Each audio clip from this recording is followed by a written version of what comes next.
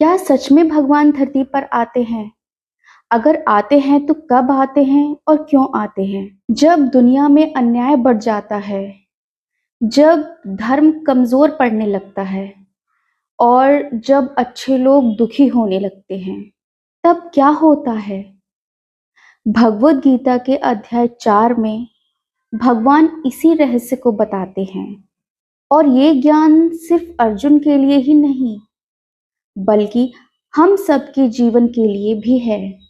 तो आज मैं आपको भगवत गीता के चैप्टर नंबर 4 के बारे में समझाऊंगी कि कुरुक्षेत्र के मैदान में क्या हुआ।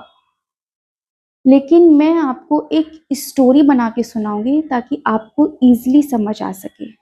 सोचिए, कुरुक्षेत्र का मैदान है, चारों तरफ लाखों सैनिक खड़े हैं, युद्ध शुरू होने ही वाला है। अर्जुन अपने रथ पर खड़े हैं और उनके सारथी हैं श्री भगवान कृष्ण। और अर्जुन के मन में अभी भी कई सवाल हैं। तभी भगवान श्री कृष्ण कहते हैं कि हे अर्जुन, ये जो दिव्य योग मैं तुम्हें बता रहा हूं, ये कोई नया ज्ञान नहीं है।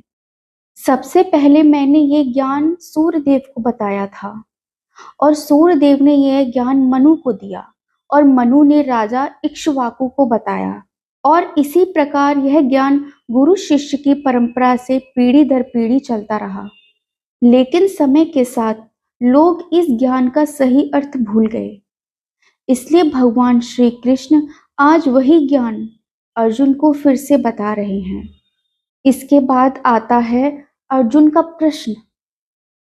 भगवान की यह बात सुनकर अर्जुन आश्चर्य में पड़ जाते हैं। वे पूछते हैं कि हे माधव, सूर्यदेव तो बहुत पहले हुए थे और आप अभी मेरे सामने हैं, फिर आपने सूर्यदेव को कैसे ये ज्ञान दिया?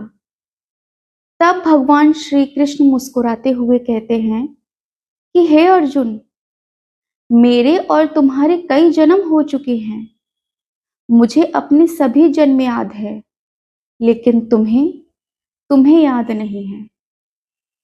इससे भगवान यह बताते हैं कि वे कोई सामान्य मनुष्य नहीं है। और इसके बाद भगवान एक बहुत बड़ा सत्य बताते हैं।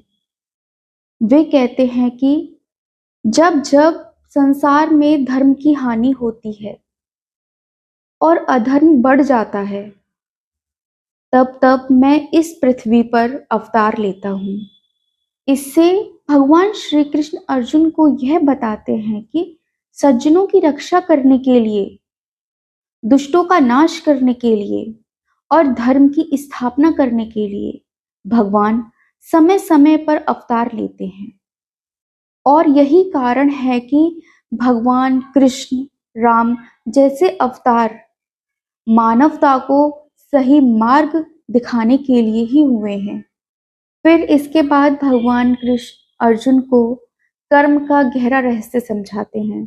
वे कहते हैं कि इस संसार में हर व्यक्ति को कर्म करना ही पड़ता है, लेकिन कर्म से बंधन तब बनता है जब हम उसे लालच और स्वार्थ से करते हैं।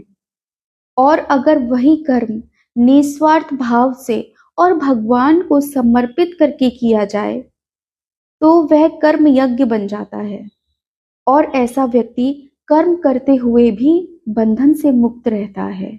फिर इसके बाद भगवान श्री कृष्ण अर्जुन को ज्ञान की शक्ति के बारे में बताते हैं। वे कहते हैं कि इस संसार में ज्ञान से पवित्र कुछ भी नहीं है। वे कहते हैं कि ज्ञान एक ऐसी अग्नि है जो मनुष्य के अज्ञान और पाप को जला देती है। जैसे आग लकड़ी को जलाकर राख बना देती है, वैसे ही सच्चा ज्ञान मनुष्य के कर्मों के बंधन को समाप्त कर देता है। इसलिए भगवान कहते हैं कि सच्चा ज्ञान पाने के लिए गुरु की शरण में जाना जरूरी है।